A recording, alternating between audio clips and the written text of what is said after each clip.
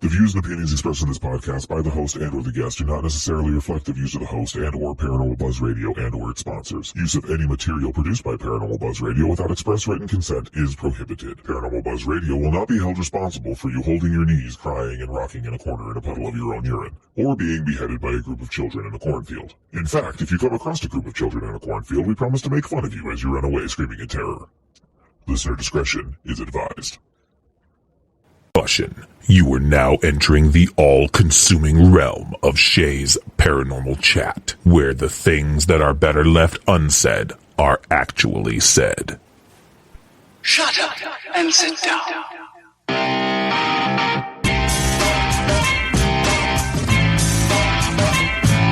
You're listening to Shay's Paranormal Chat. Paranormal podcasting done Shay's way.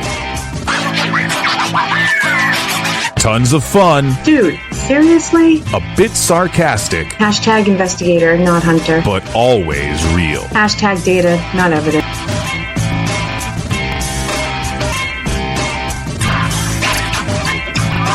Don't get your panties in a twist. Oh my god, really? This is real, raw conversation.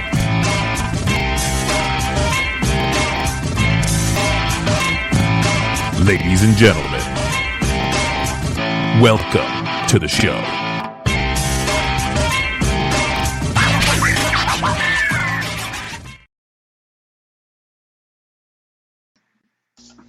Hey Chris, how you doing? Hey Shay, I'm doing great. It's so great to be back on with you. I know. It's been 6-7 months it's been a while. Yeah, it has. Yeah, it has been a while. This time I'm going to ask the question right off the bat because last time I got halfway through the show and was like, hey, in case anybody's listening, what is a shaman? So here we go. My favorite question because it's so hard to explain. It is.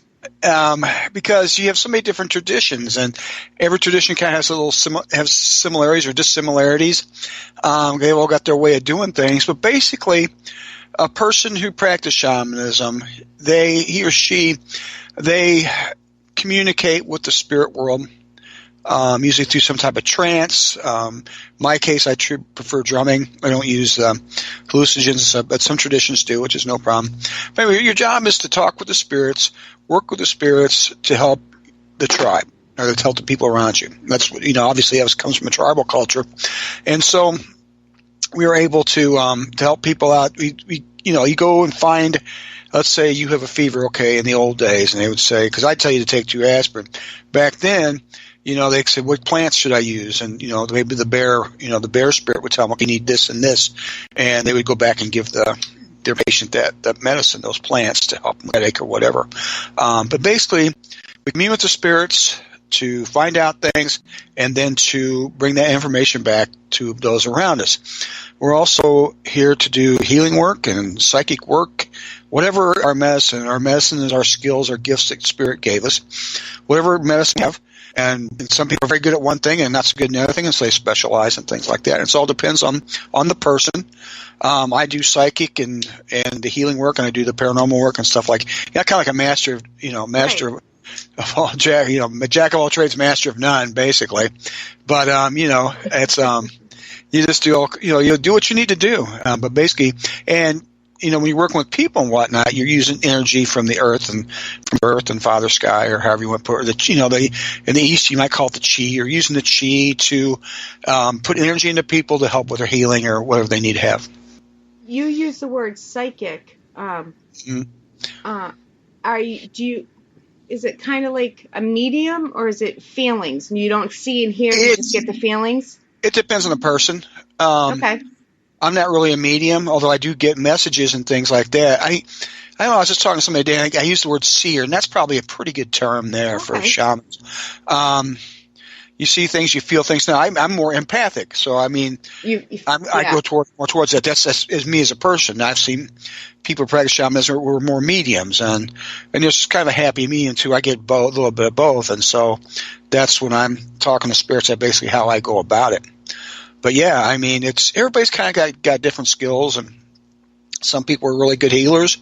That's what they focus on. And so, but I've been kind of called to do a little bit of everything. And so that's what I do. And, I still do psychic fairs and things like that sometimes, or somebody calls me up to do a healing tomorrow. I got to go check out this house.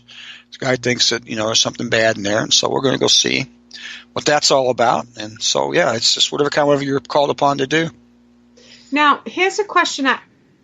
If it's been asked, obviously I don't hear everything, but I've never asked you, and it's never been asked on a show we've been together. Do you consider yourself a paranormal investigator also? Or are you crossing into that? Or are you just there with the investigators? Because it's a fine line. It's a good question. I see a lot of differences now than I did a year and a half ago in you. Yeah. I have to kind of wrestle with that sometimes. I mean, I can't become so much of a paranormal investigator that I leave my shamanic roots. And so I have to stay balanced. So I'm more likely the person, basically how I see myself. If I'm an investigator, helping other people investigate, I'm trying to find spirits for them. Right. And to commune with them and stuff like that. I mean, I've got a couple of gadgets because I do events sometimes, or I help people lead tours. K2 the most, right? Yeah, K2. I got this, and then people are going to laugh at me because it's so cheap, but I love it. This necrophonic or whatnot. Let me see. I got it on my phone. And, it's like wait a minute. So I'll be able to show people. Let's wait for it to come up. So, yes, the necrophonic. And it makes noises and stuff like that. And it's like, it's like that's one I've never heard of. Yeah, it's like there's another one they sell. It's only like $12, but it's kind of works like a geoport. It doesn't have the noise of the spirit boxes, which I hate that noise. I'd rather not hear him do that. Because I'm too lazy to sit there and listen to that stuff. But yeah, I'm terrible. I don't like to review tape or VPs. No, I would rather go to the dentist, thank you, than sit there and look at hours of tape. Hard. It's hard. And I tell you what, the people that do it, my hats are off to you, because that's a cool thing. We've done 3 investigations this week. Yeah. So trust me, I feel you there. I'm not a medium. I'm not a shaman. I'm not a psychic. So all I have are the tools, and I have to review. I don't have a choice. Right. You got to work with what you got. That's but right. but you're so important, and that's very important. I'm not in the business of trying to prove anything. I believe it. That's all that matters to me. That I believe it, and the people I'm trying to help believe it. And I don't care what skeptics say and whatnot. And I mean, I respect them and everything like that. It's like it doesn't mean anything to me. Exactly. But but that's not my job. You got people like you. That's your job to find these things that will help. One day prove all this is going on. As the tools get better, the more you'll be able to pinpoint stuff, and that's really a neat thing. I'm a believer and a skeptic all in one. I believe in the paranormal. I'm more skeptical of people, and that's my downfall. I don't know if it's a downfall or not, Shay. You should be, never, until you get to know somebody, you don't know what people are up to. I have just watched a few things the last month or so. I'm kind of sitting back a little bit. I've been posting a lot of stuff and been kind of quiet. And I just, I watched the stuff going out there. And I said, geez, come on. This just gets so silly. People fighting about stuff or worrying about what person said this or what person said that. And, it was like, my friend betrayed me and all this stuff. I'm like, oh, my goodness. I hear you there. It's like, no, you don't need that drama. Shoot, I'm too old to play on that kind of stuff. So yeah, until I get to know somebody, I mean, I'll work with anybody. I got no problem with that. But if you're in it for an impure reason, I'm here to help spirits and the people who get affected by spirits and anybody who works with the spirits. That's what I do. If you're here to be a TV star or make yourself something, turn yourself into some grandiose figure, then you're in for the wrong thing. I don't care if people on TV and stuff like that's great, but you gotta maintain your integrity. You don't sell yourself out. You don't make shit up just so people pay attention to you. You know, you just got to be yourself, and you'll get where you need to go if you just be you. So, but people are impatient, or they want to take shortcuts, and that's where I have an issue. You know, it's like I have two roles as an investigator. One, when we help clients, that's something different. But when it's private stuff we do, then it's to prove something to us. I have nothing to prove to anybody else. Right. I never use the word evidence. I put stuff out. Smart. I do not believe any of this is evidence. And I put it out there as, hey, this is interesting. Look what we caught. And we need to catch at least 2 things at a time before we even say, hey, this is interesting. Right. You know, so people either love me or hate me for it, but I'm not going to change. I am who I am.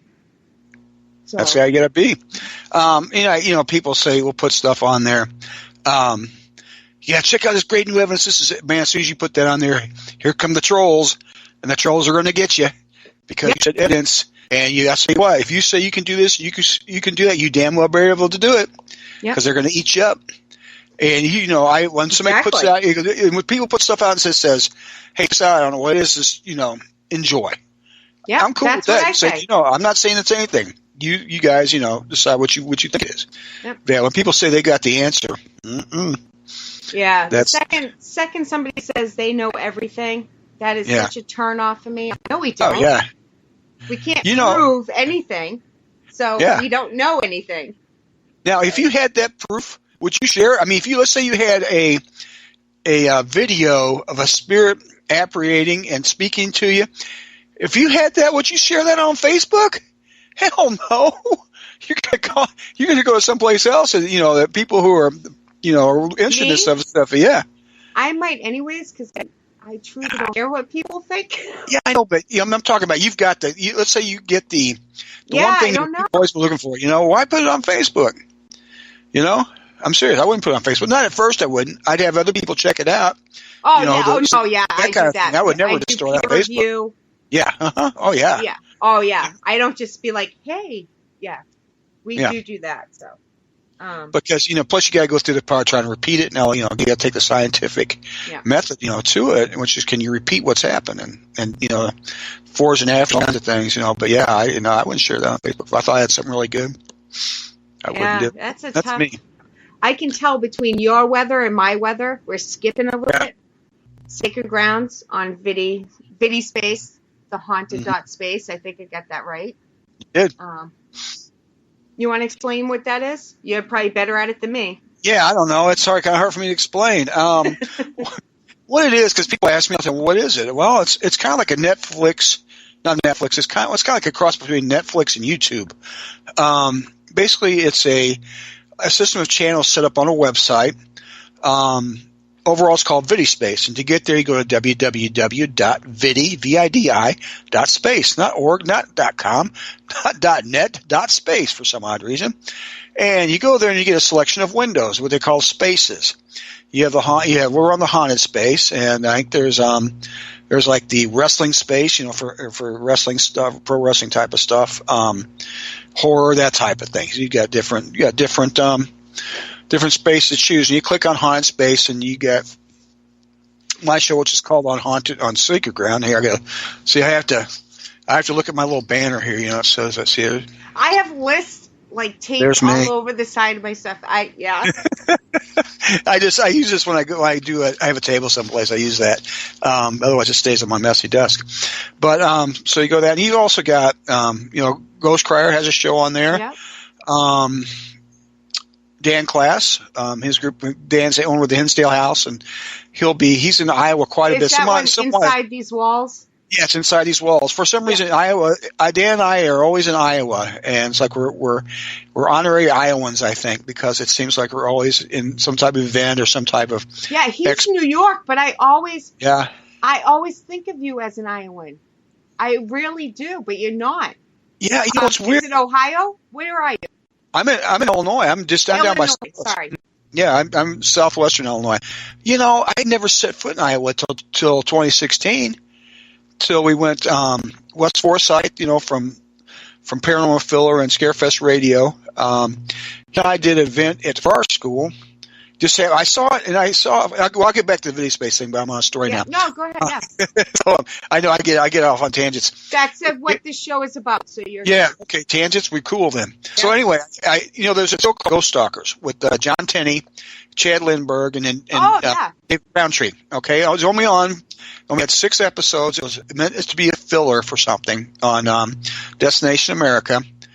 And I was watching, so it's actually probably one of my favorite, in my top 3 of ghost shows that I like. And I don't like to watch them all the time, but that's one of my favorites.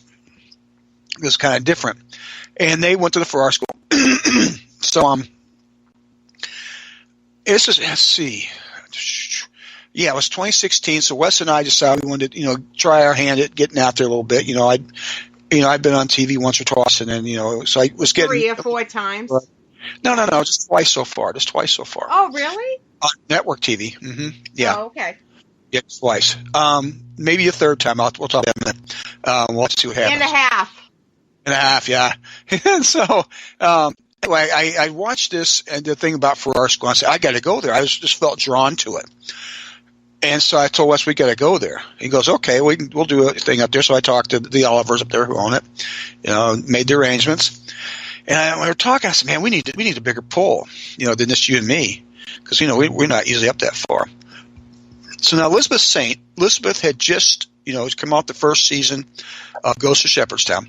As Elizabeth had come on, so and I was co-hosting that night, where I was on for a little bit before she came on, just for some stuff. And I was in chat, and she and I got talking in chat, and then, he interviewed us. It was actually, the first time he interviewed was the night that Ghost of Shepherdstown premiered. So she was on that. Then, we went right to the TV and watched Ghost of Shepherdstown. So we'd gotten to know her, and we messaged, we'd talk. She was interested in shamanism, things like that. And so I told Wes, I said, let's call Elizabeth. Let's see if Elizabeth will go. Thinking, well, big chance, but why not? Sure enough, she said, yeah, I'll come up. She drove up from Denver all the way up to Franklin. We get a place in Des Moines, went to Farrar School, and she was with no guarantees. I said, Elizabeth, I'll give you half the gate. That's all I can promise you. And it was like $150. But she didn't complain. I mean, she drove. She did her own thing. She took care of her hotel and stuff like that. And just the most wonderful person in the world. So anyway, smart woman too. She's very, very intelligent, horribly intelligent woman. She is the president of VidiSpace, and so that's why she kind of fits in the story too. Because that's actually how I ended up on VidiSpace. But so we go up and we do, and then I meet Will and his wife Jack. Awesome, I love him too. CNH Paranormal, and it's like there's this tree in the front yard. If anybody's been there, there's a huge oak tree, big old medicine tree, tree spirit. I mean, just powerful. I saw it on the video. And one of them. So Will is just drawn to this tree, and I guess that's probably what I think that's probably what drew me up there. Well, for some reason, is that that's what I was interested in it, and I felt the reason. Sometimes you get drug into these things, you don't know why, and this is why. So I get there because I get there and we pull up, and I'm looking and I say, "Oh my God, look at that tree!" And Will started talking to me about it. So when I get to we meet the Conkles, Will and Jacqueline, and so we're friends, really good friends, and so we decided we're going to have another event up there, and that was this last summer, and it went really good. And Will finally, and as you saw in the VidiSpace, Will got to connect with the tree. It was one of the most heartwarming things I'd ever seen. I mean, I was crying and stuff, and because he finally got to feel that energy, that in that consciousness that this tree has. And I know it sounds, people say, "Oh yeah, that's bullshit." No, you'd have to experience it. You got to be there. And there are people there who weren't believers in that. They were going, "Yeah, man, that's really cool." I'm so glad I came. And it was just a cool thing. And so that's how you get drawn into things like that. So, that's how I end up in Iowa for the first time. And ever since then, I keep, you say, you seem like an Iowan. I say, yeah, I almost feel like an Iowan. But yeah, I just keep getting drawn back. And so, and I'm cool with that. I like going to Iowa. So, Iowa and I like each other, and Iowans and I like each other. And there's so many good people, so many good paranormal people up in Iowa. I've met so many different teams and individuals who are just into this stuff, and it's always fun to come up. It's especially for paranormal, that's all I can speak of. Yeah. Very welcoming, warming group. They're they welcome everybody. It's, do. I mean, I have to say that because it is, from having never been there, it's like, my wife will go, "You're going to Iowa again?" I said, yeah. And I think Dan's wife tells him the same thing. "You're going to Iowa again?" "Yeah, they keep calling us back." But, okay, so I explained the story of how I got involved with Iowa and why, how cool it is, and there's so many cool people and helping people find trees and stuff like that. It's really cool. And, but, so anyway, I'm back to the VidiSpace. So anyway, yeah, it's you go to VidiSpace and Vidi.space, and you go to, Haunted Space and click on that. And then you get a list of the shows, and you go. Now it does cost money. I will say that. I think subscription's down to $9.99 a month, something like that. It might be a little cheaper. So anyway, you go to the website, and it tells you all about these things. And you don't just get into haunt; you get to all the spaces. So if you're into horror stuff, there's some neat, real neat documentary stuff like that. Yeah, really good stuff. And so you get to all of that, and you can also get it on Amazon. If you have a Fire Stick, you can watch it on the television. So I do that. So it's kind of cool, to see yourself on the television. That's how I watched you today. Elizabeth had said that, if I ever got anything on film, that she wanted me to, send her the tape. So I sent her a couple of things. Now I don't have my own video equipment, and what I have is I've got something now that might work. I haven't tried it out yet. Actually, she said it would work, but it's so much easier for somebody else to bring their stuff as far as I'm concerned. And, but I'll probably have to start using it for too long. But so I'm going to shoot one at when we're up in we're staying in Davenport, Iowa, and we got a place to go to. We'll shoot one there, and I'm going to shoot another one probably in December at a local place here that I can actually, I mostly do my stuff outside, but this is on the very bottom floor of this old hotel that's haunted as hell. And we've brought, different kinds of like cave spirits, ground spirits down there in the very bottom. So we're going to work that. So I try to get, I should have a couple more on there. She doesn't really, I don't have to have as many. I'm kind of a filler, which I'm perfectly whenever like whenever you get one, send it to me and we'll get it on sometime. I say, yeah, that's fine. But next year I'm going to Malvern for sure with Josh Hurd and some of those guys, and Dave Glidden and Mike Dan class is coming up for that. And so we're going to do that, and we'll do it there. And, I've got some other, hopefully Villisca, with Johnny. We can see if we can swing that. And some other place. I got some Johnny local Hauser, for those of you who do not know who Johnny is, but Johnny Hauser. I get in the conversation. I forget other people sometimes because I know you knew what I was talking to. Sorry, guys. I should do that. That's what I'm here for. You keep talking, and I'll interrupt and add things. And translate and whatnot. I got some really killer places around here that really nobody knows much about. They'll be coming on too. Places to are just one of the places. I won't say the name of it because I don't have it. I don't have it for sure yet. But it's got the second oldest house west of the Mississippi on it. It's built in 1749. Wow. And it's these old cabins around and stuff like that. And it's an amazing inside and outside. You got the spirits outside that are dancing around the elemental spirits, and so it's just a wow place. So it's really cool. More to come. There's other stuff going on too. So, and I'm just like right now, almost glad it's wintertime so I can slow down with other stuff and get things planned. I'm trying to write a book, and I've got some Mike Ricksecker, Haunted Road Media. Ricksecker. Yeah, Mike was on last week. Was he? Yeah, Mike's a great guy, and I've done stuff with Mike before. He's going to publish it. He goes, I sent him the early stuff that I had, and he likes it. So he's going to publish it. Just me sitting my butt down and writing it. I'm too lazy to do it. So, but, if I'm recuperating from getting my hip fixed, then I'll have time to write. So hopefully I'll have it done by very early spring. I'll have it ready for the next year's events and conferences and things like that. So nice, yeah. See, that'd be an interesting read. Oh yeah, because I just I'm not telling just one big long Coyote Chris bio. It's going to be a bunch of different disjointed talking about certain things, and that's what's just my opinion on stuff, or this is how I learned this. Just off the wall. It's coherent and everything. Don't worry, you'll be able to understand it, but it's just going to be very or very specific to a certain question or idea or whatnot. I find I can do that. It maintains my attention. Before we run out of time, let's talk about your drums and your singing and your chanting, okay. Which have to do with your show On Sacred Ground. Let's talk about why you do it. How about it's simple because we don't have too much time. Good question. Coach, normally, I've been studying shamanism, practicing shamanism for 26 years now. And so that's always, the drum is always part of that. It's used in ceremony.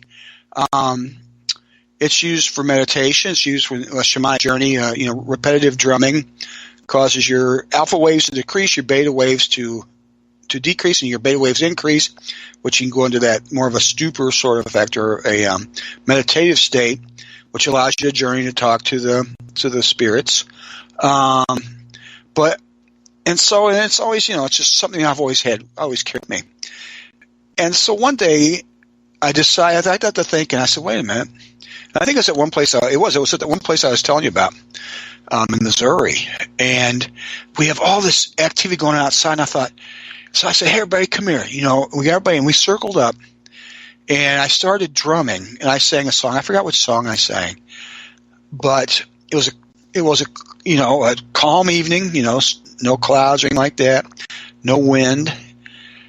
And we were singing, and we all announced who we were and started singing again, and the trees started moving, like they were rustling in the wind, and there wasn't any wind. And I thought, damn, I'm onto something here.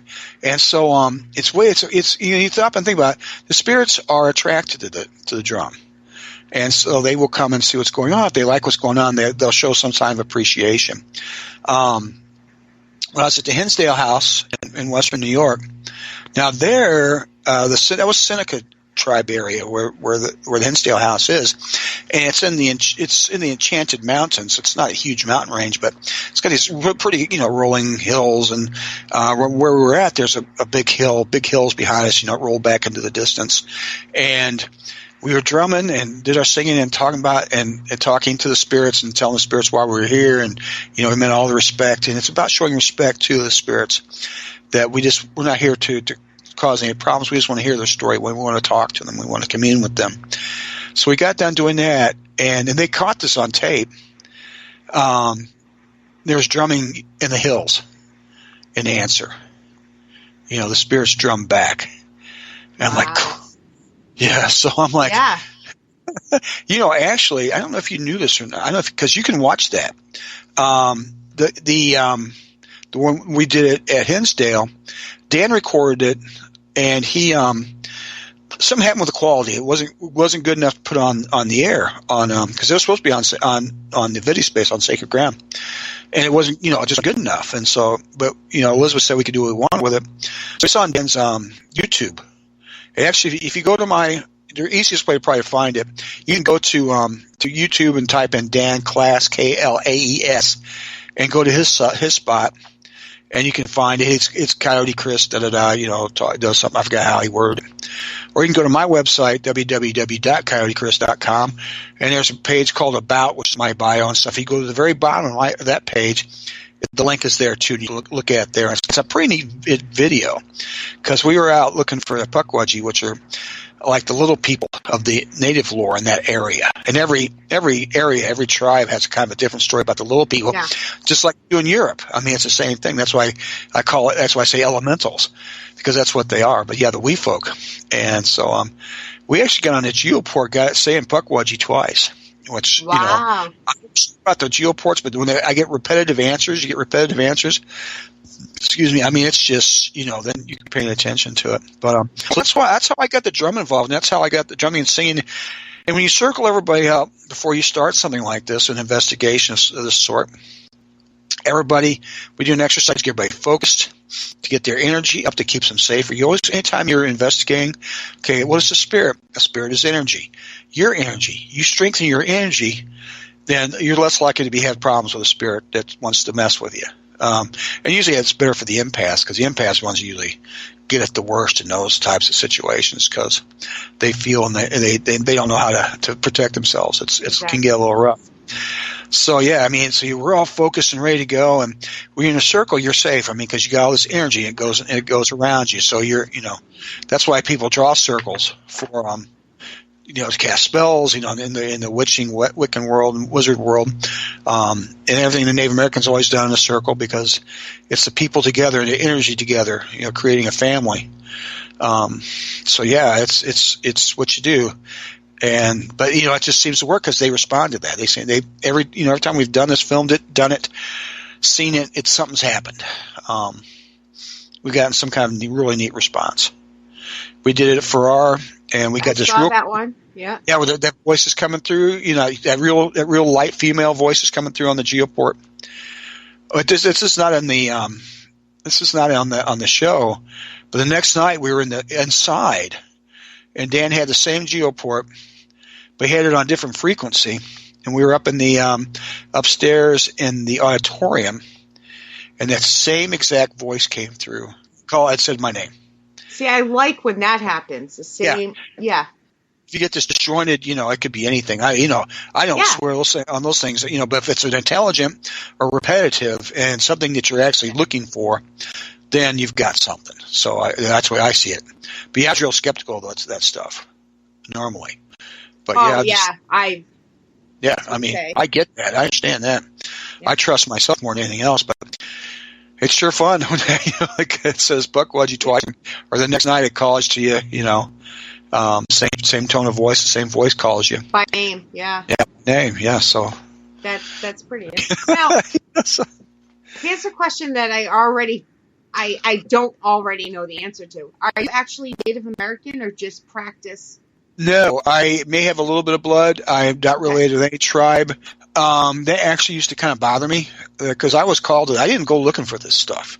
Yeah. It came and got me, and I didn't watch Dances with Wolves or Thunderheart. I said, "Well, that'd be cool to be medicine man." It came and got me, and again, I used to worry about that because I don't want to appropriate something that's not mine. And I get that. That's why I'm asking. Yeah. Yeah, but it's like I can't say no. And if you'll be mad at me, you can be mad. I understand, but there's no saying no to this. You're not portraying to be something you're not. You're just respecting. Yeah. Oh, I try to. Yeah, I do everything respectfully. I ask my teacher. Yeah. Our guide in this thing from the Northwest Coast is okay. I talked to him about this stuff, about going outside and doing these things and talking. So he said, that's fine as long as you bring in the light and you're respectful. And I have to wear the right colors. From the. That's I know very little. I should know more. My son's grandfather's full Wampanoag. Cool. So I should know more, but I know just a little bit to understand what you're saying. Yeah. And you know what I mean? Yeah, it's really cool. It's really interesting. It's like, have I caught hell before? Yeah, I have. But I used to worry. Like I said, I can't. I mean, all I can say is that I'm not here to offend anybody, to steal anything. Yeah. I was approached, and I refuse to say no because in my heart I know it's what I'm supposed to be doing. But I don't dress up. You see me. I don't dress up to dress up Native American. I've never heard you say it either. That's why I ask. Oh, no. Yeah. And I wear I wear beads. For listeners later, Yeah, I wear beads, but those beads my teacher gave me, and so I wear those. And otherwise, I wear like my friend. Let's see if I can find this without destroying my desk. My friend Tina Marie Ronan made this. I don't know if you can see it very well. I can. Oh yeah, that's pretty. It's tambourine, and it's got wooden. Huh? Is it blue? Yeah. Green. Oh, green. It looks blue screen. Yeah, and then it's white stripes. And it's got bone, not human bone. I'm not voodoo. And careful on radio, kids will get hate mail. Yeah, and this lady makes this real neat stuff, and I'm plugging her, which is cool. She's really cool. She's really good. Say it again. Tina Marie Ronan. She's usually in stuff down around the Indiana and down in here. But she makes stuff. When she makes stuff like this, she puts on there, and she will quiz you too. This is for practitioners only. She won't sell it just to make because I think it looks cool. They won't do it. She's got all kinds of stuff for that. The right reason. Yeah, she is, and she's very interested in shamanism, so she's going to be probably coming to see me for too long, and we'll be talking about it. But yeah, it's just I just wear what I need to wear, but otherwise I don't wear feathers, I don't wear buckskin, I don't.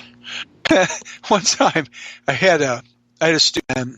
She's probably one of the. I'm not real big on teaching that because I don't like people and stuff, but I don't have the time to do it right. But I had an apprentice one time, and she bops in and out of it sometimes, but she's about the one I can handle pretty well. And a group over in St. Louis wanted to go up the Cahokia Mounds. The Cahokia Mounds is a big mound group down in this part of Illinois. It's just about a half hour from my house. But it was the biggest Native American city in North America. 20,000 people. It has these huge dirt mounds and things like that. It's a beautiful place. And there's one real big one. It's a ceremony mound. They call it Monk's Mound because the monks used to have a house on top of it. But it was their ceremonial spot. And this group from St. Louis wanted to do a ceremony up there. So I thought about it. I said, okay, I'm just going to keep it real generic. I'm not going to, that's what I would do anyway. I didn't bring any sage or anything like that. I used tobacco. I used a Cherokee thing. And so we came to do that. So I'm standing there, and I always dress in jeans and T-shirts and that type of stuff. So I'm standing there with Autumn, my apprentice, and I see these people start milling around. We're standing there on top. I said, I'd meet you up there. They know what I look like. Just a couple of people knew my reputation. I talked to them on the phone. And they kept looking around. I said, I'm looking. I said, what are these people? What are they missing here? I've got a big bag. I'm standing here. And Autumn leans over and she goes, I think they expect buckskins and a headdress. I said, you're probably right. So I said, hey, here I am. I'm just me. They're looking for the show. And that's not me. I'm not the show. I try to be as humble as I can. I'm supposed to do it and leave it at that. You're very down to earth, very humble. I have always found that since day one, before we met. Like the first time I ever even heard of you. You're a very good soul. You really are. I appreciate that. That's if people remember me that way, I will be happy. Yes. I should be happy. Anything else? I remember what else. They will remember you that way. Unless I turn evil or something like that. No, I won't. Yeah, The temptation to that is always there. To do. Let's not do that. Yeah. No. I don't think I have the capabilities anymore. If I ever did. We all have a dark side. We have a teaching group. Yeah. We have a teaching group we have up here once a month that I put on, and just talk about everything. And is that at Mineral Springs? Is that it's Mineral Springs, and all, which is one of the most haunted places in Alton, in the whole area, as well. But it's also has a real cool metaphysical shop called It's Raining Zen. Yeah. My friend Don and Dave Nunley run that, and so good, wonderful people. So if you're ever in Alton, please stop in. But we have a group and we meet, and it's just, come and it don't cost nothing, that sort of thing. And it's good for everybody to get together and have a peer group. But we start talking about our shadow selves. And I'm make sure I keep this in another time. But everybody has a shadow self. All right. That part of you that you don't like that comes out and you wonder where that came from. That, mine comes out too much. Let's just go on. Sorry. It does happen. No, you're right. It does happen to all of it. But the thing, part about when you're walking a spiritual path is you got to come to grips with it. You got to come to know it, and it usually comes with a lot of emotional pain, baggage. You have to deal with that baggage. Yeah, you're talking to things that people put in you from the time you were very small. Yep. Those fears, those experiences that it turns you a certain way. People have been abused, that type of stuff. Whatever that's what creates your shadow self, that part that you don't like. It's like you really hate somebody, you don't know why. I guarantee you that's because it's inside you and you don't like it. You just don't realize why you hate it. That's one of the big telltale signs of what that is. But you have to face it. Now you can't. Can you make it go away? No. It's always part of you. You keep saying face it, but is it kind of like I'm interrupting again? I know. No. I'm translating. Yeah. Is it more like you have to recognize and accept in order to? Yes, and you have to deal with it. You have to be honest with yourself. You have to go in and let go of those feelings that are attached to them, and that takes the power away from them. That way, once you release those feelings, then you see a situation. You go into a situation in the past, this would have made me angry, but now you know it, and it would have made you angry because you hadn't dealt with this. You've dealt with it. You see the potential. It's like, no, I know what to do. Either I'm going to go this way and avoid it. If I can't avoid it, I must stay very mindful of what I'm doing and not get hooked. Because there's always that one person, who's given you this hell your whole life, and they know they know what buttons to push, and they know what to hook into, and you neutralize that. Like, I don't like your glasses. Where before, what's wrong with my glasses? Oh, your self-confidence goes crashing to the ground. Where and once you've faced it and you've looked at it, that's a potential trap for you saying, I don't give a shit what you think about my glasses, and walk away. That's an example we used last night. But yeah, it's anything like that where so you have to, as a spiritual person or any type of person, when people can't take things away from you, they can't hook you. There are situations that you can handle where you couldn't in the past because you've looked honestly at yourself. You looked in that mirror and really looked at yourself hard and say, I'm not going to let that happen anymore. And you work on it, you make it happen. Then you've won and you get to move on from there. It's always there. It's always part of you. And, but yeah, you can control. It kind of reminds me of that simple saying, you can't control other people's actions, but you can control how you react to their actions. The only person the only person you can control in this life is you. You can't control everybody else. It's not as easy as I make it sound because everybody that really knows me, I have issues. But you start small and work your way up. If you know you have the issues, then you know that's the first step. If you deny you have the issues, then you're screwed. Yeah. You're doomed to keep reliving it the rest of your life until you decide that you're gonna be brave enough to face it. So, but you just keep moving on, and you just boom, that's not gonna happen to me anymore. I'm just gonna let it go, and they can't get you. That's nice to have that freedom. My mom could get me, but after a while, no, you can't get me anymore. I think it's probably always a work in progress. It is. Oh, you've got to be doing it all the time. You always got to be on. You never. And you fall off the. God knows I get off of I fall off the trail sometimes. I realize I see myself doing stuff that I know better. And then pull yourself back. Pull yourself back, and it's not so much that you do trip or get off the path because that happens. It's how quickly you react to it and get back on. If you let yourself meander and crash through trees and off a cliff, then okay, you got to come back around and start again. Basically, if you come off a little bit and you catch up, you realize who you are, and it's like, oh, I can't do that. That's why I have to sit back sometimes. Instead of being the mighty ghost hunter, I need to get back to my shaman roots and stay there. Yeah. To who you and are. I can still hunt ghosts, but or do paranormal work, but it cannot be who I am. No. Who I am is what my medicine is, which is the shamanism. And that's what works for me. Okay, if you want to know what I'm doing or you want to see what's going on with me, it's www.coyoteChris.com. Facebook, my personal page is Christopher Sutton. You'll see me leaning on a drum, my on common ground picture. Also, my like page, whatever you call those things, is Coyote Chris Sutton. I'm on Instagram at Coyote Chris S. Twitter at Coyote Chris S. And that's about all the social media I'm on. But usually you can find what I'm doing, if you look at those things. My webpage is probably the most accurate. Sometimes I get real wild about advertising for myself, and sometimes I don't. It just depends how busy I am. We have Mike Ricksecker, and I am so looking forward to this. We're going to be talking shadow people. So here we go. Hey, Mike. Hey, Shay. How you doing? I'm doing good. How are you? Oh, doing pretty well. Just I'm cooking some chicken for dinner. We're having some salads and. I love the fact that you can talk about this stuff. It's so easy off the cuff and cook chicken. Absolutely, we do it all. Yep. Always willing to talk about shadow people, since that was one of my very first experiences, something that's been very influential in my path. So what would you like to know?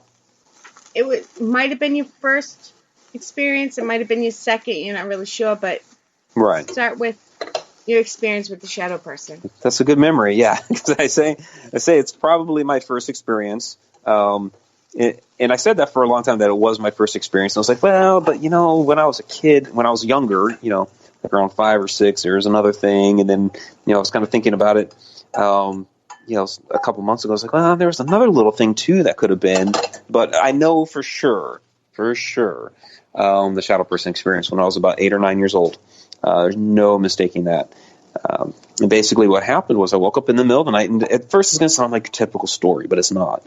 Woke up in the middle of the night, and I saw, standing in the corner of my bedroom, between the window that was on one wall and the closet on the other, was this tall, dark figure. I thought originally at that time that it was an intruder. Somebody had broken into the house, and they were in my bedroom, and they were probably going to murder me. That was my first idea. So, I tried to scream, and I couldn't. And, my mouth was open, trying to scream, nothing came out. And then this thing did the weirdest thing.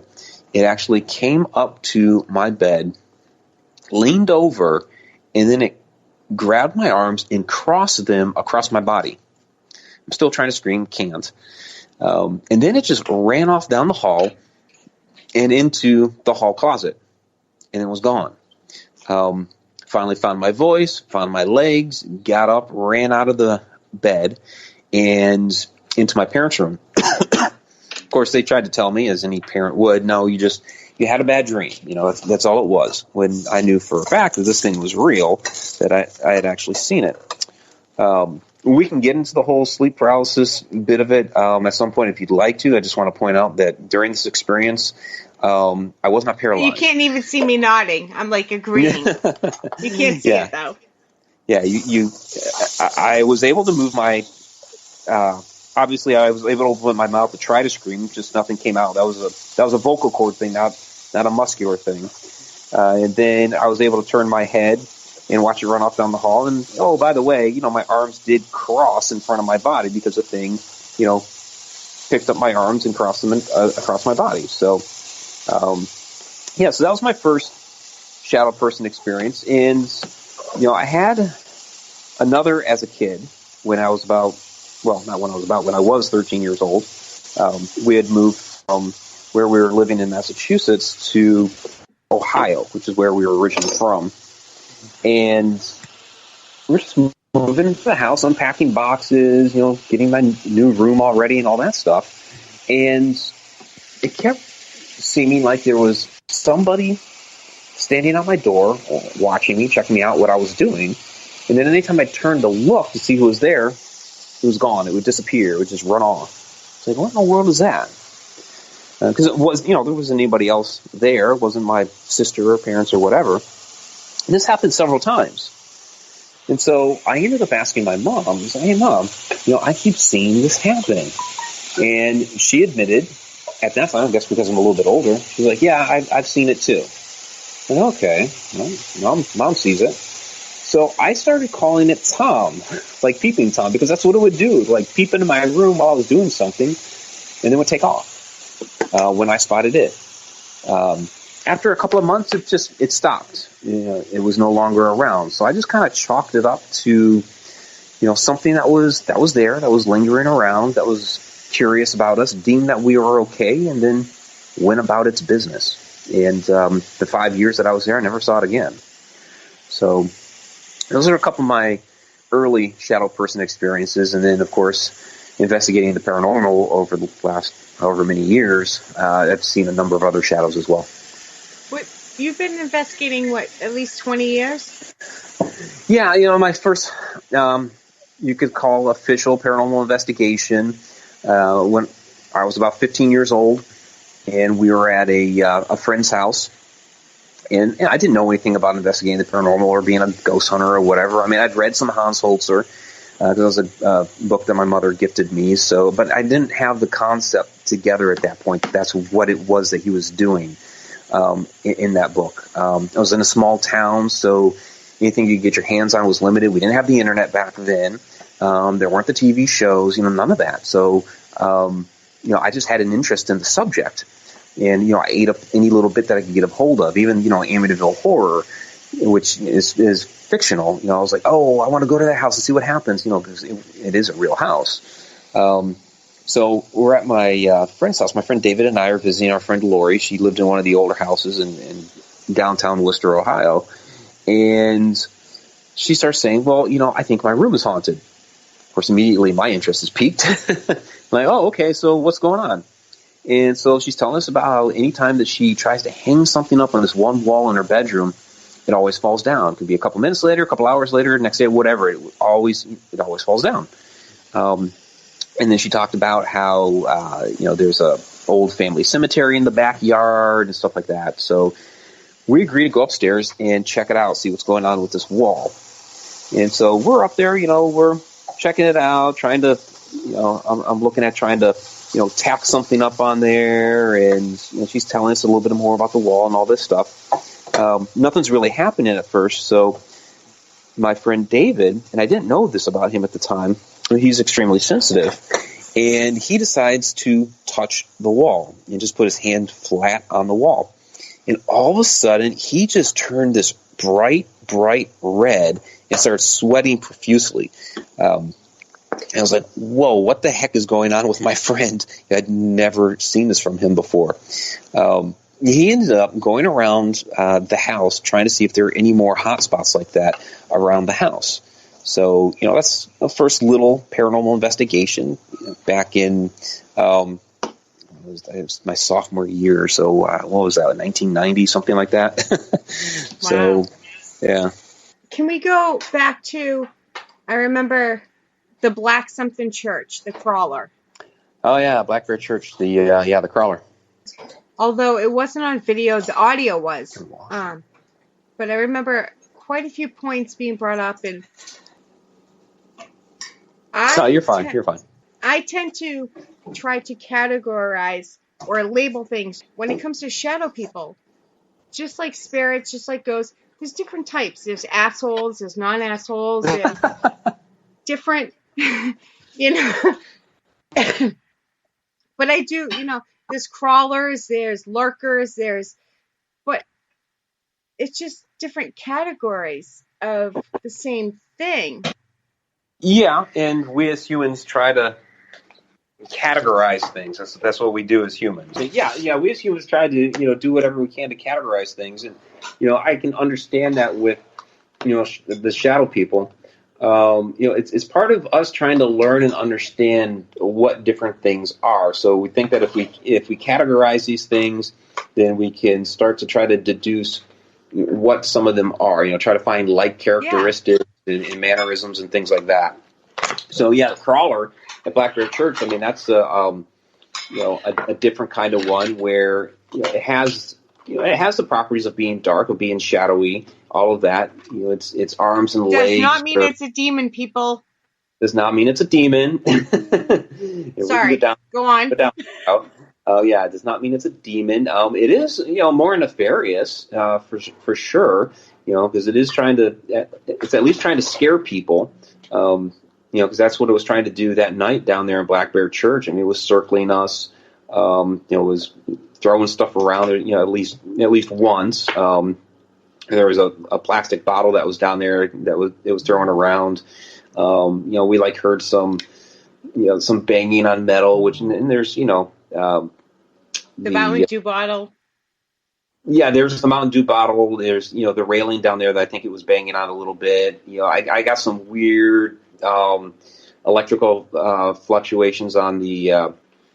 Saw that.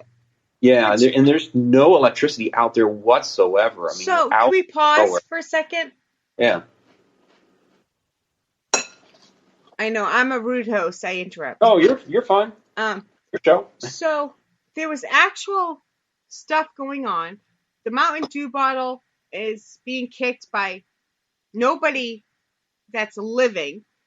You have the metal banging, and you physically, at least one or two people physically see this crawler, which otherwise known as a shadow person. It's just a type. It's just a crawler, and then you get this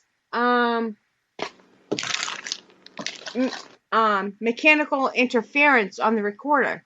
So, do you consider that video? Huh? Said you paid good attention to that video. I do. When it comes, because I had my own shadow person experience, so I paid very good attention to every single one of your shadow people. Okay. I had my own experience that I still question. So anything to do with that, especially from people that I think understand and I respect. But do you think the mechanical interference was coincidental? Do you think that the shadow entity, can we call it, had something to do with it? I mean, to me, that's just too much of a coincidence, but you know what they say about coincidences. Right. I mean, more than likely it did. We try to say that a lot of these entities and spirits and ghosts, have a form of energy about them. We're all energy, and energy can't be destroyed; it can just be transformed. And so, when we pass on or whatever, then that energy still exists. So, it's possible, like with the crawler, that its energy was, how it was manifesting and all that, could have had an effect like that on the audio recorder. Because that is the type of, buzzing that you get when, like something like a cell phone is going off or whatever. And it was even weirder than that. And I am considered a skeptic in the field, believe it or not, even though I'm a true believer. People consider me a skeptic, and that caught my attention. Just the coincidence of when it happened, what you guys are saying. I was like, whoa. Yeah, I don't think it was a coincidence. Wolf wants to know, can shadow people follow you home? Well, yeah. Any entity, if they, if they have free will, but any entity could follow you home. I mean, I've heard stories from like my friend Kat Gash, who has a book out with Haunted Road Media. She was just visiting a historic location, very, very innocent, and just kind of walking by. And when she got home that night, it was her cats were just going crazy because of something that followed her from there. So a shadow person could too, sure. But like with us, like when we do our paranormal investigations and all that, we make a point to turn around and let those entities know, hey, under no circumstances are you to follow us home. You stay here. Have you ever been hurt by a shadow figure, or ever personally, not online, but personally known somebody that has actually been physically harmed by a shadow person? Myself, no. I did have that one that interacted with me, manipulated my arms and all that, but it did not actually hurt me. It just did something really weird to me. But I have heard that there have been some shadow people attacks and people that have gotten hurt, scratched, what have you, from shadow people. That's not to say that all shadow people do that. And I think that's something that gets misconstrued and some misinformation out there, because I've heard people, some people that others that have written books on shadow people, and I do have a shadow person book coming out. They'll say stuff like shadow people, the darkest, the most dark, and stuff like that. And it's like, well, maybe some are, but not all. Just like with people, there's some evil people, yeah, but not all. So yeah, a shadow person, can, touch you and hurt you, but not all of them do that. So I've heard you say over and over again that you believe, for the most part, you usually describe them as interdimensional beings. Sometimes you say supernatural interdimensional beings. So can you describe what you mean by that and dumb it down for me? Well, I mean, supernatural is a term we would put out there for anything that's a little bit different or above nature than what we're usually used to. Something we can't really explain within our typical realm. As far as interdimensional, I mean, you would have to believe in more than one dimension to begin with. So, well, I mean, you kind of do anyway, because, we already know of, 4 dimensions that we're in right now. So one dimension, which is basically a line. Second dimension is a plane. You kind of think of that like a piece of paper. The third dimension is a 3D object, something you can hold in your hand. The fourth is time, which we're currently in and we're running in. And so you always, kind of look down onto the others from the one that you're currently in. So with multi-dimensions or, alternate planes of existence, these are other places, other ways of accessing the one that we're currently in. So when I say interdimensional beings, and I'm talking about like another plane of existence, for shadow people, and this is just a theory, it's just a thought, and I do reserve the right to change my mind. That's why I like you guys so much, because you do, right, and you do admit it. Yeah, I mean, there's plenty of I mean, right now it's all theories, because it's so hard to actually prove these beings exist. So, everything that we're talking about, and it humors me when people fight over this stuff, because it's like you're talking about stuff and fighting about things that neither one of you can actually truly prove. So exactly, what's the bother of fighting? And with Shadow People, it comes down to mostly with the event that happened with me at Johnny V's, which was a restaurant in Skokie, Oklahoma. And what happened there was we were just finishing up a investigation. Everybody was kind of milling about. They're sitting at tables. A couple were out in the restaurant area, a couple other were up to the bar. I decided I was going to do a last photo sweep and kind of walk around, take some more photographs. I walk into the kitchen through the main door, and I see this like black wisp just suddenly dart across the room, and you hear this slam of a door. There's a swinging metal door that's on that side of the room, and just bam, you hear it smack into it, but it doesn't move. And it's like, what in the world was that? Because you saw the thing, dart across the room, and you heard the slam of the door, but the door did not move. And it's just a flimsy door. It's really, really easy to do, kind of poke, and boom, the thing opens. So I exclaim out to everybody, hey, did you guys hear that? And they're like, yeah. I'm like, that was in here. I was just, trying to get some photos, and I described what happened. I started asking questions about, did you guys throw anything, or, whatever. So for anybody listening, you heard it but did not see it. Right. I heard it happen but did not see it happen. That happens a lot. And, Shauna was just saying that happens a lot, and it does. Yeah. We went over there, we start testing the door, how easy it is to just swing back and forth. And it's like, any type of like little poke on the door just made that thing fly because it was so light and flimsy. So my theory on that has become that, well, for one, obviously I scared it because I walked into the room and it just boom, took off. But perhaps on its plane of existence, it maybe saw me as the shadow or a ghost or something. It got scared. It ran off, and in its plane of existence, those doors, that door did actually move, and it made the big loud sound, and I heard that the sound of it echo and resonate from its plane of existence. I just didn't see the doors move because I couldn't see its plane of existence. So, it's highly theoretical, but that's kind of what I'm talking about when I'm referring to interdimensional beings, something that's not currently in our plane of existence, but can access it somehow. So back to shadow people. Do you think they choose when to show themselves to you, or it just happens? That's a good question. I think most times, yeah. I think sometimes they get a little caught off guard, and like that one at Johnny V's, I think I caught it off guard, and I was able to see it when it wasn't necessarily wanting to be seen. I think when they're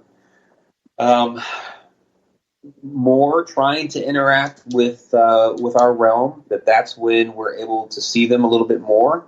And then when they're not intentionally trying to interact with us, not necessarily us, but anything around us, too, our dimension, then that's when we don't see them as much. I mean, I could be wrong about that, but just from my observations and from some of the different, people who have conveyed stories to me, that's kind of the way that I'm leaning. That we see them when they want to, not necessarily want to be seen by us, but want to interact with something in our environment. Where you've had a lot of encounters with some type of shadow person, do you think they're more drawn to people that have seen them? And the second part to that would be, have you ever gotten an EVP besides the mechanical dysfunction there that has to do with it? Right. Shadow person? Sorry. Yeah, no, I got it. Those are good questions. So my thought on that is that yes, but not just because you've seen them. It's not like one of those, oh, now you saw a shadow person, so you're going to, forever see shadow people. I think it's, you will, but I think it's because you're resonating on some sort of similar frequency as them. That Wow. your vibratory level is similar to their plane of existence, or whatever is going on there, like as far as like physical manifestations. And I think that's because we're resonating on some different levels there. As far as the other question with the EVPs from a shadow person or what, hard to know, because sometimes we get these EVPs and we're not sure of the source. Like, okay, we got a voice from somewhere. Exactly. Where did that come from? We don't know if there was maybe a shadow person lurking in the dark that we didn't see, and we got that EVP. But aside from the weird mechanical thing going on with the audio recorder, and I think that was just energy that it was picking up on. I don't know of an EVP that I have from an actual shadow person. Now, I've been on investigations where I've seen a shadow person, or some shadow play or what have you, and I've gotten some EVPs during that investigation, but not sure if it came from that entity or not. I was talking with Carl Johnson about this. This is a good question because he asked, back in July when I was at Ocean State Paracon, I was talking about shadow people. He asked me the question during my presentation if shadow people have a voice. And so it was a very good question. I'd never been asked something like that before, and we ended up having a discussion about it afterward, that they may not have a voice that we can hear with our own ears, because he's been doing this since I've been born. He's been doing this a long time, and he doesn't recall any time hearing about a voice of a shadow person or a shadow person speaking. Or I've never heard of it. Well, right, once, but I don't know how I feel about the one time I heard about it. Yeah, so it's kind of almost like because of how far I've gone down the road with shadow people now and all that. It was almost kind of like he was tasking me with, hey, go find out. It's like, you're doing all this research on this, and it's not something that we know of right now. Nobody's ever heard of a voice of a shadow person. Go find out. And so that's one of the things. I have not seen a shadow person since then on our couple of investigations since that time. But it's something I'm going to try to figure out. Question from the chat room. Wolf, do you think shadow people attach themselves to people because of their emotions? Ooh, good question. Interesting question. Yeah. And I'll have to say I don't know, because it's, shadow people are such a mystery, and we're still, trying to learn so many things about them. I mean, right now we've come down to like categorizing their characteristics and mannerisms and how they look and how they appear and stuff like that, and actions that they've done. But that's an element of shadow people. Because, people ask me, what do shadow people want? Why do they do what they do? What did ghosts want? What do they do what they do? Right. We don't know. And we really don't know, we have an idea that, sure, some of them are there to, frighten or scare, but we don't know why. We don't know what the motive is, but we know that some do that. We also know that some just kind of stand there and they look at you. Why? We don't know. Or that one peeking in at me when I was a teenager, and then it would run off. Why was it peeking in at me? I have no idea. So, as far as, shadow people attaching you because, for some emotional reason, I really have no idea. But it's something that, we continue to research and try to discover. I'd love to, because there are people out there saying, shadow people are that, and they do things because this. Like, we are going to have no idea until we actually sit down with a shadow person and interview one and ask, hey, what exactly are you? Why do you do these things? So a lot of it's speculation, and we're trying to come up with possible reasons based on our observations.